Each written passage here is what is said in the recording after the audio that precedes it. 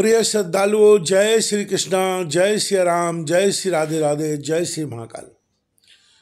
भगवान विष्णु विचार करने लगे, अरे मैंने 5000 वर्षों तक युद्ध किया, फिर भी इन भयंकर दानवों को श्रम तक न हुआ और मैं थक गया। यह बड़े ही आश्चर्य की बात है, मेरा बल और पराक्रम कहाँ चला गया? ये दानव सदा स्वस्थ ही कैसे रह जाते हैं?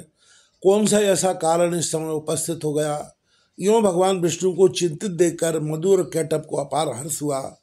तब वे मतवाले दानव मेघ की भांति गंभीर वाणी में कहने लगे, विष्णु, यदि तुम में बल न रहा हो और युद्ध करने से थकान आ गई हो तो मस्तक तक हाथ जोड़कर कह दें कि मैं अब तुम लोगों का दास बन गया।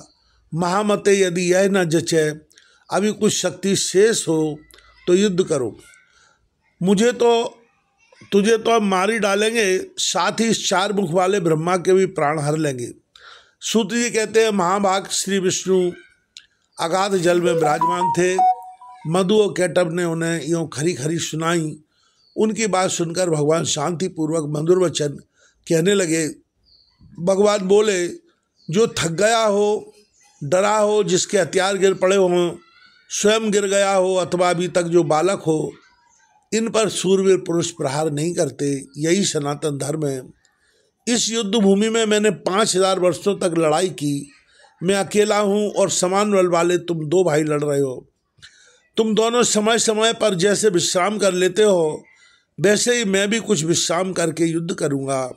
इसमें क्या संदेह है? माना तुम दोनों महान मत वाले शूरवीर हो, परंतु कुछ समय तक ठहरो, मैं विश्राम कर लूँ, फिर न्यायपूर्वक युद्ध आरंभ करूँगा। सूत जी कहते हैं, भगवान विष्णु का उक्त कथन सुनकर दानव श्रेष्ठ मधु और कैटभ शांत हो गए। फिर युद्ध होगा यह निश्चय करके कुछ समय के लिए वे दूर जाकर खड़े हो गए। चतुर्भुज भगवान विष्णु ने देखा मधु और कैटभ यहाँ से बहुत दूर चले गए हैं। तब उन्होंने उनकी मृत्यु क्यों नहीं होती इसका कारण सोचा। विचार करने पर ज्ञात हुआ कि भगवती ने इन्हें वरदान दिया है, ये जब चाहेंगे तभी मृत्यु इनके पास आएगी। इसी से ये शांत नहीं होते हैं। मैंने व्यर्थ में इतनी घोर लड़ाई की, मेरे परिश्रम का कुछ भी फल न मिला। ये कैसे मरेंगे यह ठीक जाने बिना अब मैं युद्ध करूं भी किस प्रकार? ये दानव बर के प्रभाव से घमंड में चूर हो रहे हैं। सदा मुझे दुख देना इनका स्वभाव ही बन गया है। बिना युद्ध किए ये मरेंगी भी कैसे? भगवती बर दे चुकी हैं, वह उसे टाल नहीं सकती। भला अपनी इच्छा से तो दुखी आदमी भी मृत्यु का आह्वान नहीं करता, फिर ये क्यों मरना चाहेंगे? जब कोई असाध्य रोगी और दरिद्र भी स्वयं मरना नहीं चाहता, फिर ये तो अभिमान में चूर रहते हैं, अपनी मृत्यु क्यों चाहेंगे?